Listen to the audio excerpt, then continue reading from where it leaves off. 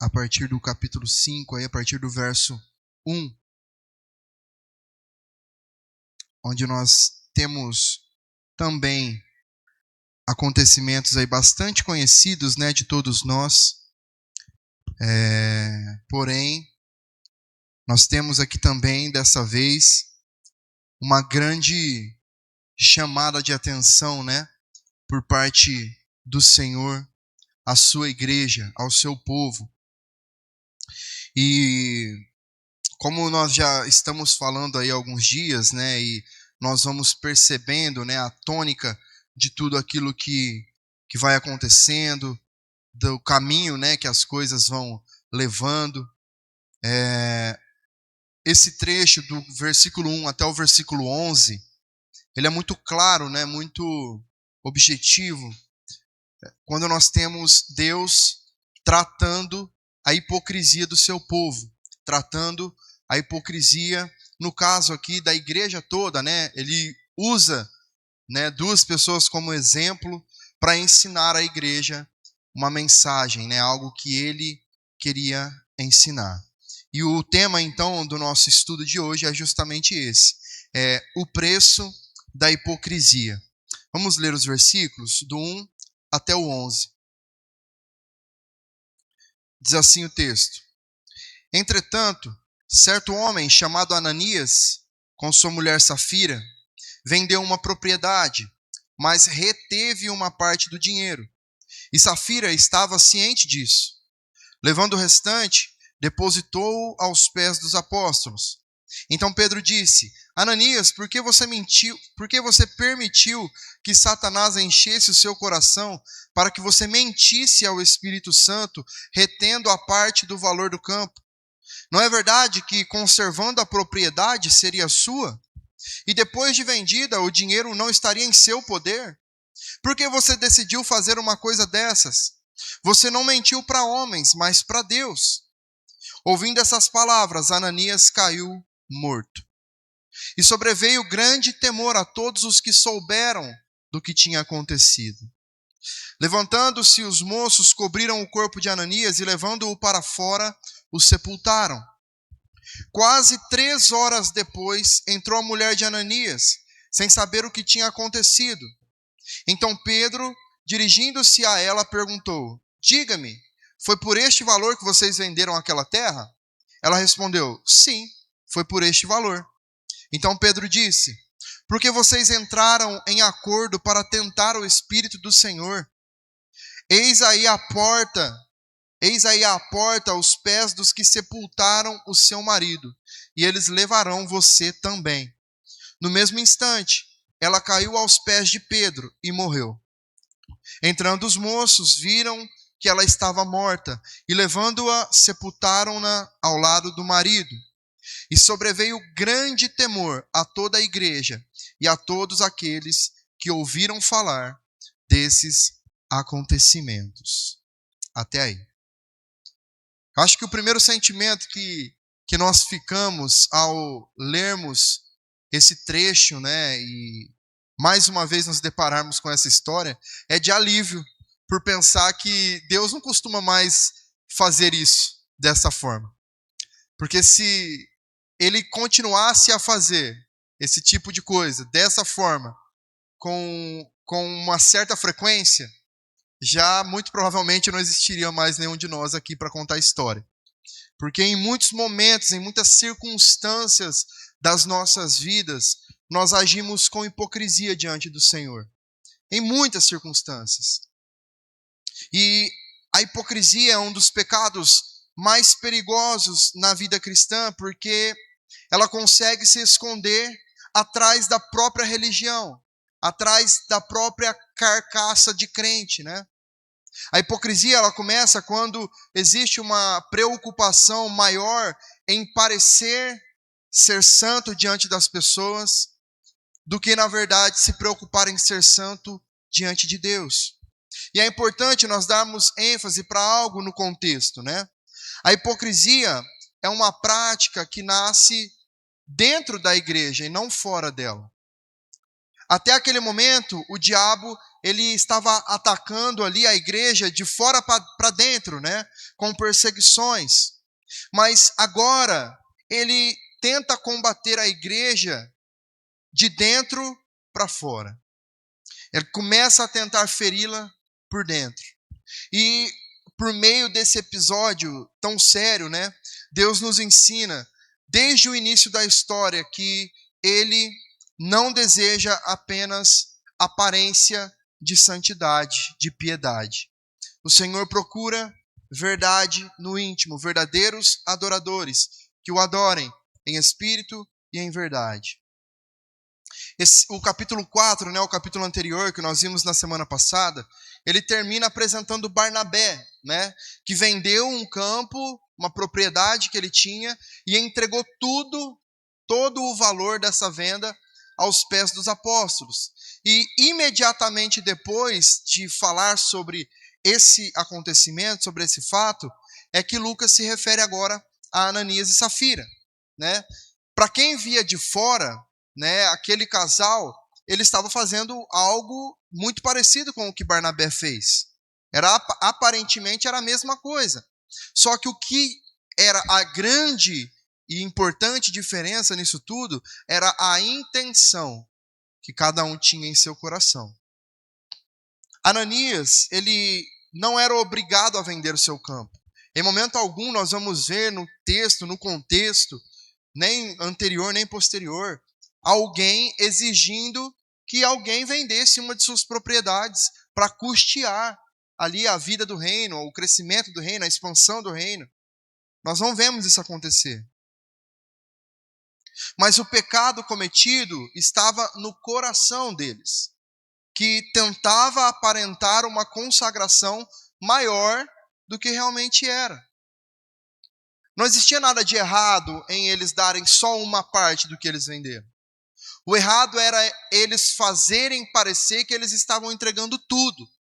Então eles estavam mentindo, eles não estavam cumprindo com a verdade. Então o problema não era o tamanho da oferta, o quanto eles estavam ofertando. O problema era a falta de verdade, a falta de integridade naquilo que eles estavam fazendo. Eles queriam desfrutar do reconhecimento de uma generosidade que eles não tinham, na verdade. E a intenção de Lucas aqui, ao relatar esses fatos, irmãos, era de lembrar que o Deus da graça, da bondade, da misericórdia, continua sendo um Deus santo e justo. A igreja, ela estava nascendo naquele momento, né? E ela precisava aprender desde o início que a presença de Deus em seu meio jamais deveria ser tratada com falsidade ou com meias verdades. Nós temos que entender que Cristo ama a sua igreja e é justamente por causa disso que ele não trata com indiferença aquilo que ameaça a sua pureza. Tudo que ameaçar a pureza da igreja do Senhor será atacado pelo Senhor em algum momento. E aí nós conseguimos então destacar algumas coisas nos versículos. Nos versículos 1 e 2 nós podemos destacar que a hipocrisia procura parecer aquilo que ela não é.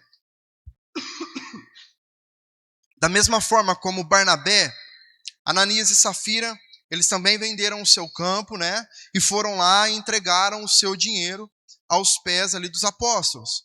Mas a diferença estava no coração. Né? Versículo 1, entretanto, certo homem chamado Ananias, com sua mulher Safira, vendeu uma propriedade, mas reteve uma parte do dinheiro. E Safira estava ciente disso. Veja que Ananias e Safira, eles não pecaram simplesmente porque guardaram parte do valor. Não é por isso. O pecado não consiste em ter guardado parte do valor. Como o próprio Pedro vai explicar lá no versículo 4, eles tinham liberdade de permanecer com o campo, de permanecer com o dinheiro, inclusive da venda do campo. Ninguém pediu que eles entregassem. Eles tinham autoridade, era um bem deles. A contribuição, a ideia da contribuição era ser voluntária. E quando eles fazem isso, quando eles entregam uma parte fingindo estar entregando tudo, é como se aquilo fosse uma mera obrigação. É como se eles quisessem demonstrar aos outros o contexto de santidade em que eles viviam, o quão santos eles eram, o quão fiéis eles eram. O pecado, irmãos, estava então em reter uma quantidade quando eles davam a impressão de que estavam entregando tudo. Hipocrisia é a tentativa de mostrar aos outros uma condição que não condiz à condição real que nós vivemos. Nós vemos isso acontecer com muita frequência, por exemplo, nas redes sociais. Como eu disse aqui no domingo que eu preguei, eu citei isso. 99,9% das vezes nós vamos ver as pessoas utilizando as suas redes sociais para mostrar momentos bons, momentos felizes. E não há nada de errado nisso, Ninguém vai ficar na rede social mostrando a desgraça que está vivendo na sua vida em dado momento. Ninguém vai fazer isso. Acontece que muitas das vezes nós escondemos quem somos e criamos um personagem e fazemos as pessoas acreditarem que esse personagem é a realidade sobre nós. Isso é hipocrisia. E nesse contexto aqui, a hipocrisia é o fato de quando nós vivemos a nossa vida deixando de agradar a Deus simplesmente para preservar a nossa imagem. Seja lá fora, seja dentro da própria igreja. Então, o problema não estava apenas nas mãos que reteram o dinheiro. Estava nos corações que desejaram a glória dos homens, que desejaram serem vistos, serem notados, serem admirados. E esse é o primeiro alerta do texto. É o fato de que nós podemos praticar atos religiosos enquanto o nosso coração procura reconhecimento. Por isso, Deus, Ele não avalia apenas aquilo que nós fazemos, mas principalmente as razões pelas quais estamos fazendo. Nós não temos que sair por aí anunciando aos quatro ventos que somos isso, que somos aquilo, que fizemos isso por tal pessoa, que fizemos aquilo por outra pessoa. Não é isso que nós devemos fazer. Isso não condiz com o Espírito da verdade que habita em nós.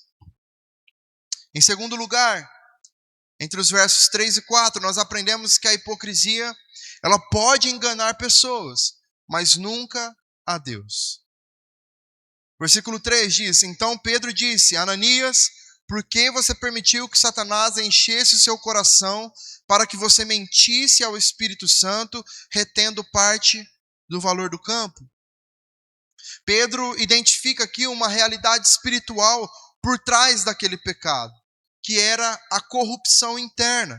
Ele pergunta: por que você permitiu que Satanás enchesse o seu coração? Nós temos que entender que a ação de Satanás aqui não elimina a responsabilidade de Ananias. O diabo agiu sim, mas o texto é muito claro em dizer que Ananias permitiu isso. Houve tentação, mas houve também decisão humana. Ananias escolheu aquilo que ele deveria ter rejeitado. Isso já nos ensina também, irmãos, que nem todo ataque contra a igreja chega de forma visível, chega de forma espalhafatosa. Alguns dos ataques mais perigosos, eles começam de forma silenciosa, no nosso coração, que manda uma mensagem depois para a nossa mente, que começa a planejar.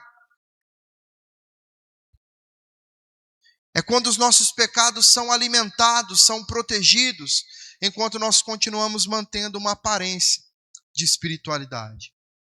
E aí Pedro esclarece no verso 4, não é verdade que conservando a propriedade seria sua? E depois de vendida o dinheiro não estaria em seu poder? Como nós já falamos, Ananias poderia ter guardado o seu dinheiro, ele poderia ter se preservado de vender o campo.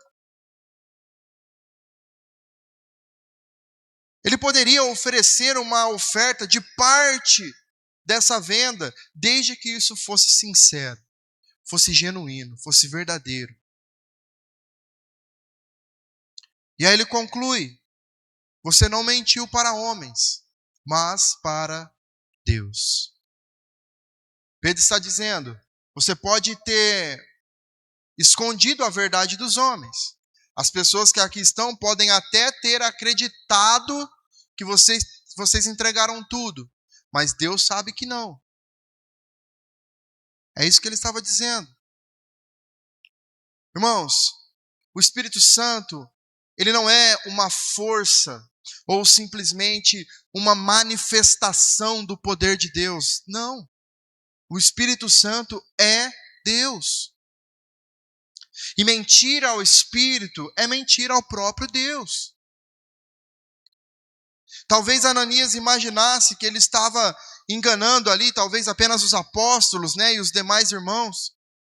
E de fato, nós até podemos esconder as nossas intenções das pessoas ao nosso redor. Só que diante de Deus, o nosso coração permanece completamente descoberto. Deus, ele enxerga tudo que somos, tudo que queremos, tudo que planejamos, tudo que pensamos, ele sabe. Em terceiro lugar, entre os versículos 5 e 6, nós aprendemos que a santidade de Deus revela a gravidade do pecado. O verso 5, ouvindo essas palavras, Ananias caiu morto. Aí talvez nós podemos nos perguntar, né? Nossa, mas por que uma punição tão severa, né? Por que algo tão forte, né? Por que Deus não deu mais uma chance a Ananias? Por que Pedro simplesmente não confrontou ele para que ele se arrependesse do seu pecado? A dificuldade, irmãos, que às vezes nós sentimos diante dessa passagem, frequentemente revela como nós enxergamos o pecado. Com o passar do tempo, nós vamos normalizando o pecado na nossa vida. Nós vamos nos acostumando tanto com a misericórdia, com a graça, com o amor, com a bondade de Deus, que às vezes nós tratamos, a situação do pecado como se fosse uma obrigação de Deus nos perdoar. E não é. Nós não podemos nos esquecer que Deus, ele não deve misericórdia a nós. Deus não deve perdão a nós. Se nós recebemos, é porque é graça. E se nós recebemos graça, recebemos aquilo que não merecemos. O juízo sobre Ananias não demonstra aqui que Deus foi injusto ou severo demais. Não. Demonstra o quanto ele é santo, o quão grave é o pecado. Além disso, a igreja estava aqui nos seus primeiros dias, correto? Deus, ele estava estabelecendo aqui diante daquela nova comunidade, diante daquele grupo de pessoas, a seriedade da santidade. Em momentos decisivos da história do seu povo, Deus, ele tornou visível o fato de que o pecado é uma afronta à sua santidade. E ele fez isso várias vezes, de formas trágicas também. Irmãos, não significa que Deus castigará todo o pecado com morte física imediata, como nós vimos aqui. Se ele quiser, ele pode fazer, porque ele é Deus, ele tudo pode. Mas aqui Deus estava ensinando à igreja que a sua graça jamais deveria ser transformada em desculpa para brincar com o pecado. E o resultado foi muito claro, né? No versículo 5 vai dizer que sobreveio um grande temor a todos que souberam o que tinha acontecido. O temor produzido ali, irmãos, não era simplesmente medo diante da possibilidade de morte. Era a consciência de que Deus estava verdadeiramente presente entre o seu povo. E quando nós entendemos, irmãos, que Deus está presente nós deixamos então de tratar o pecado como algo normal, como algo comum na nossa vida. Porque Deus está presente, vendo cada uma das circunstâncias. Em quarto lugar, entre os versículos 7 e 10, nós aprendemos que o pecado compartilhado continua sendo pecado. Depois do acontecido, 3 horas depois, como nós vemos no texto, Pedro vai dizer, no verso 8, agora questionando Safira: diga-me, foi por este valor que vocês venderam aquela terra? Safira tem a oportunidade de dizer a verdade. Então, aqui está uma demonstração da misericórdia de Deus. Deus está dando uma oportunidade para que ela se arrependesse, para que ela entendesse que o que ela fez não estava correto. Pedro não chega acusando ela. Ele simplesmente pergunta: foi por essa quantia que vocês venderam a terra de vocês? Ela tinha a oportunidade de desfazer essa mentira. Mas a resposta dela qual foi? Sim, foi por esse valor. Então, irmãos, Safira não era inocente diante das decisões de seu marido. Ela era cúmplice do pecado de seu marido. E tão culpada quanto. E agora, a sua própria resposta demonstra a sua participação. É como nós pensarmos em Adão e Eva. Às vezes nós queremos transferir a culpa para um, mas a culpa foi dos dois. Ambos tentaram ludibriar o Senhor. E, de certo modo, morreram, espiritualmente falando. De certo modo, posteriormente, conheceram a morte, também física, de seus corpos. Algo que eles não foram criados para sofrer. O casamento ali daqueles dois, de Ananias e Safira, que deveria ser um ambiente de encorajamento à fidelidade, à verdade, se torna agora uma parceria para o pecado. Pedro confronta ela no verso 9, diz: por que vocês entraram em acordo para tentar o Espírito do Senhor? Quando Pedro diz aqui que eles entraram em acordo, mostra que nós não estamos diante de uma mentira ocasional. Eles planejaram aquilo. Eles organizaram aquela situação. Eles pensaram no que eles iriam fazer e sustentaram juntos a mesma versão. Nós aprendemos, irmãos, que os nossos relacionamentos nunca devem ser usados para justificar aquilo que Deus condena.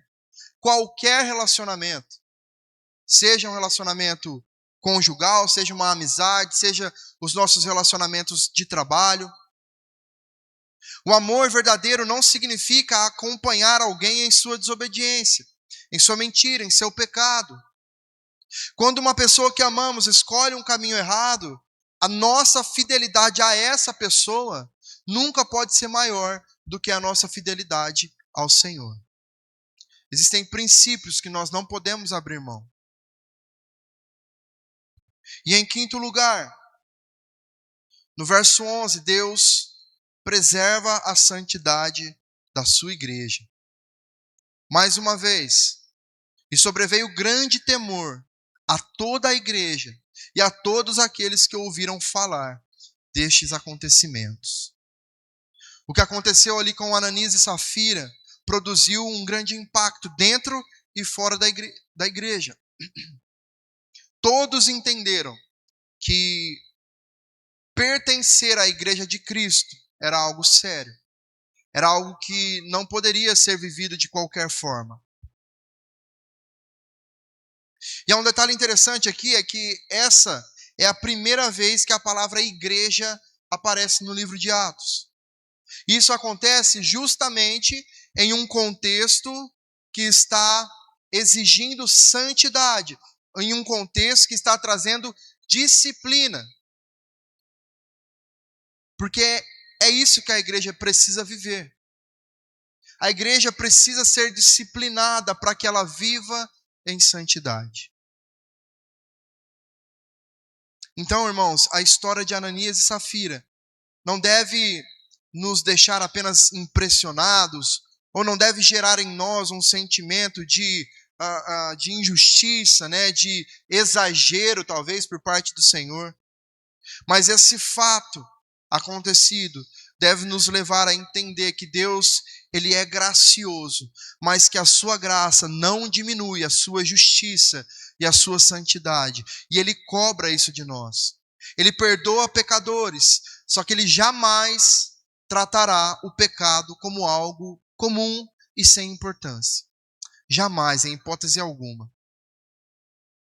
Ah, mas tem tanta gente que vive a sua vida aí de qualquer jeito e parece que está tudo bem. Aí, irmãos, nós estamos olhando com os olhos humanos, né? Com a nossa limitação terrena.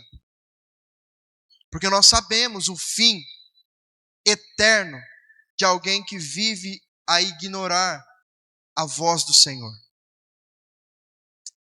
E é muito pior do que qualquer catástrofe que você possa ter vivido neste mundo. Apenas algumas aplicações. Em primeiro lugar, Deus está mais interessado na nossa integridade do que na nossa reputação.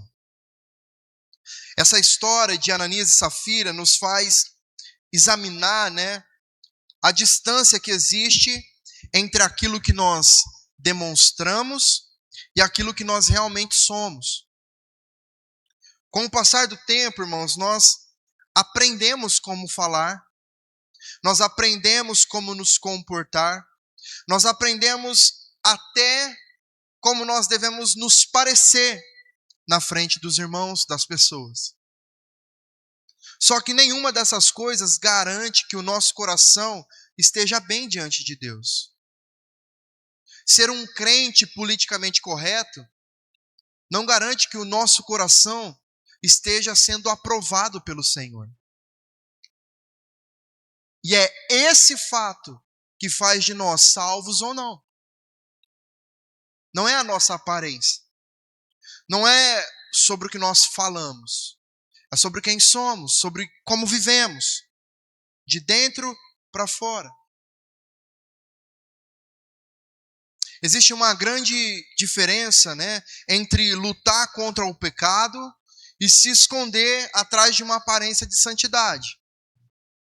A hipocrisia, ela começa quando nós deixamos de lutar para sermos transformados, né? E nós passamos a trabalhar apenas para não sermos descobertos.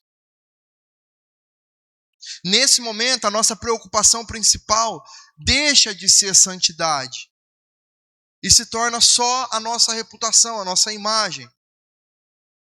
Por isso, nós precisamos aprender a viver diante de Deus. Nós precisamos que a nossa consciência mude a nossa vida cristã. Quando ninguém estiver vendo, Deus estará. Quando ninguém conhecer as nossas verdadeiras intenções, Deus conhecerá.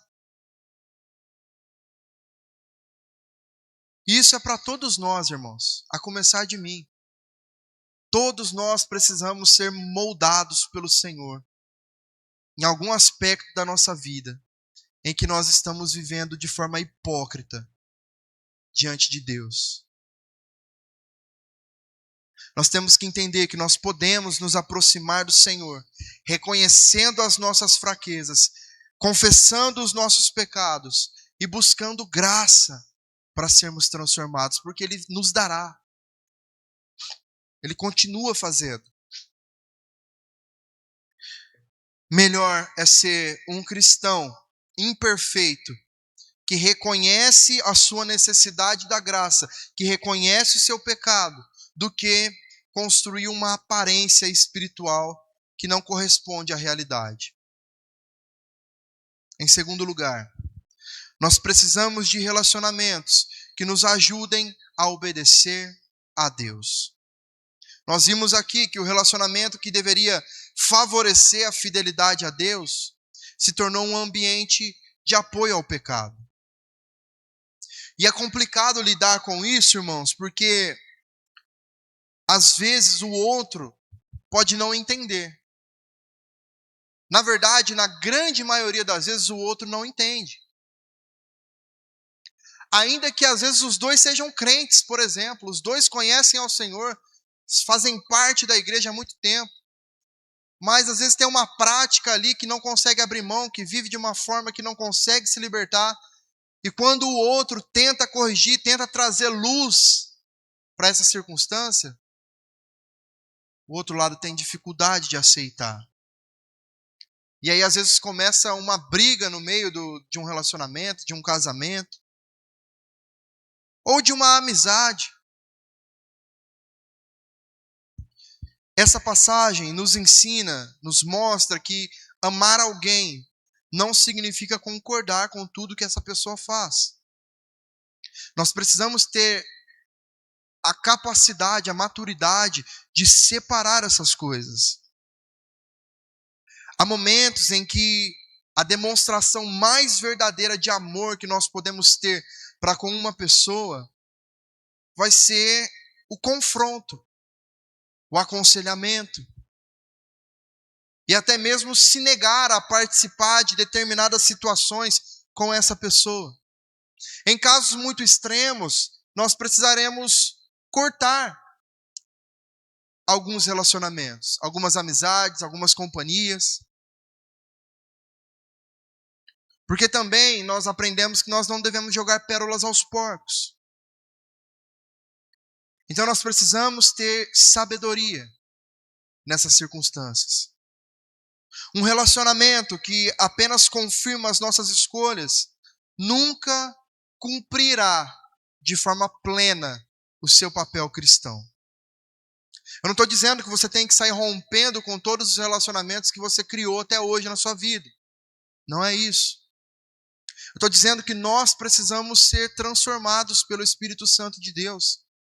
Começarmos a viver em conformidade com as verdades do Evangelho. Porque se nós fizermos isso, irmãos, as coisas vão acontecer de forma natural em nossa vida. Por isso, vale a pena nós observarmos quem são as pessoas às quais nós damos acesso ao nosso coração. Elas nos aproximam de Cristo? Elas te dão liberdade de corrigir? E da mesma forma, da nossa parte, quando alguém que nós amamos está caminhando em direção ao pecado, nós temos coragem de falar a verdade? Ou será que nós estamos também aceitando quando alguém que nós amamos está falando a verdade para nós, quando nós estamos nos desviando do caminho? Ananias e Safira nos mostram que dá para ser destrutivo quando duas pessoas decidem proteger o seu pecado, em vez de se ajudarem a obedecer a Deus. A tendência é que os dois morram, espiritualmente e sem Deus. E em terceiro lugar, a igreja precisa recuperar uma visão bíblica do temor a Deus. Versículo 11 diz: sobreveio grande temor a toda a igreja. Irmãos, Deus não mudou. Ele continua o mesmo. Ele pode agir em determinados momentos de formas diferentes, mas Ele é o mesmo. A sua essência é a mesma, a sua verdade é a mesma. E Ele estava ensinando a igreja recém-formada, recém-nascida, que a sua presença deve produzir não somente alegria, não somente conforto, não somente paz, mas reverência, verdade, fidelidade. Temer a Deus não significa ter medo de Deus, como se constantemente nós passássemos por uma condenação diária. Não, porque já não há mais condenação para aqueles que estão em Cristo Jesus. Mas o temor bíblico, ele nasce quando nós entendemos quem Deus é. Nós amamos a Ele como Pai. E é exatamente por isso que nós devemos levar a sua santidade a sério. Quanto mais nós conhecemos a grandeza de Deus, menos nós conseguimos tratar o pecado como algo insignificante, como algo normal. Com certeza, uma das principais necessidades da igreja hoje é de recuperar esse equilíbrio, entender os benefícios da graça, do tempo da graça. Nós somos muito privilegiados por viver neste tempo da graça. Só que isso não pode nos fazer acreditar que Deus se tornou menos santo ou mais conivente com o pecado, ou que Ele exige menos santidade de nós. Se nós caímos na tentação de pensarmos, de acharmos isso, nós não veremos a Deus. Quando nós entendemos, irmãos, o preço pago por Cristo na cruz, nós passamos a enxergar com mais seriedade aquilo do que nós somos salvos. E às vezes, irmãos, essa reverência que muitas vezes nós perdemos até de forma não proposital. Nós perdemos às vezes de forma que nós nem percebemos.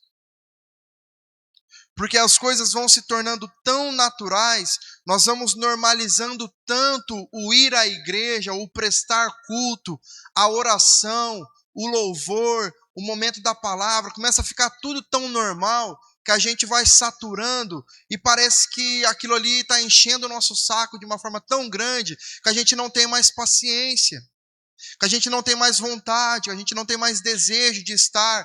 E aí quando nós chegamos à igreja, que é um ambiente em que nós deveríamos já estar com a nossa mente voltada para o culto, com o nosso coração já prostrado diante dos pés do Senhor, conscientes do que nós estamos fazendo, e nós chegamos e continuamos a conversar da mesma forma, a falar do mesmo jeito, a dar risada da mesma forma. Irmãos, nada, não é errado, mas tudo tem o seu tempo, o seu momento. Quando nós estamos na casa do Senhor, isso aqui não é santo, isso aqui é parede, né? Mas nós estamos reunidos como igreja com o objetivo de cultuar a um Deus que é santo. Então o culto ele passa a ser santo, porque é para um Deus santo. Então é um ambiente de santidade.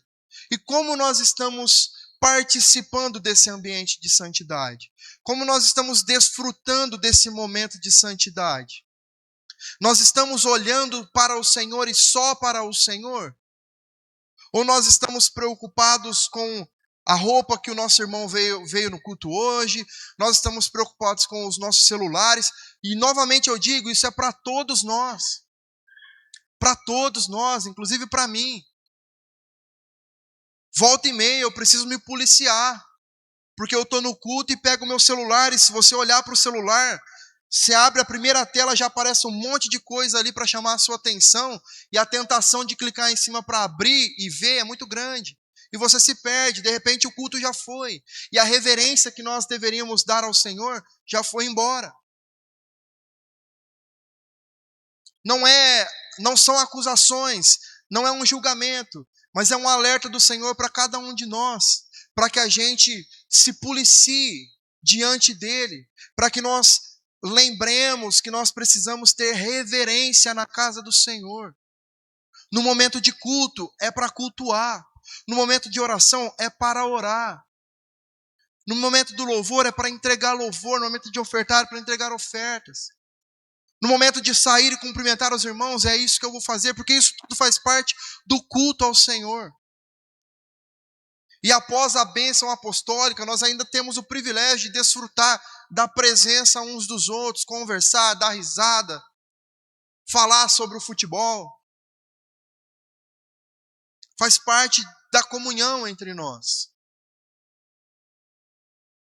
Então, irmãos, o objetivo do capítulo 5 de Atos não é de produzir uma igreja desconfiada, amedrontada, mas sim uma igreja que saiba que Deus realmente está presente no seu meio. Ele prometeu que estaria conosco todos os dias das nossas vidas, até a consumação dos séculos. E Ele não é homem para mentir. E aí, quando nós entendemos e cremos nisso, nós não conseguimos mais tratar a vida cristã como uma representação, como um teatro religioso. Nós vimos que Ananias, ele quis parecer que havia entregado tudo, quando na verdade ele guardou uma parte para si mesmo. Mas Cristo fez o contrário. Ele verdadeiramente entregou tudo por nós. Ele deixou toda a sua glória. Ele abriu mão de toda a sua pompa e circunstância, de todo o louvor que ele recebia no céu, de toda a riqueza, para se tornar, neste mundo, o mais odiado entre os homens. Não houve falsidade, não houve vida de aparência. Jesus, ele foi obediente ao Pai até a morte, e morte de cruz. O Filho de Deus não representou uma entrega, ele se entregou verdadeiramente por nós, pecadores. Jesus morreu em nosso lugar e ressuscitou para nos dar uma nova vida. Por isso, irmãos, o Evangelho nos liberta. Nós não precisamos parecer justos. Nós precisamos estar unidos pela fé àquele que é perfeitamente justo. E porque nós fomos recebidos pela graça, nós podemos então confessar os nossos pecados sem construir um personagem religioso para se esconder. Nós temos o privilégio de nos achegarmos diante do Senhor com verdade, até porque Ele já sabe. Não dá para esconder. Assim, irmãos, que Deus nos livre de uma fé sustentada pela aparência e que Ele forme em nós uma vida de integridade.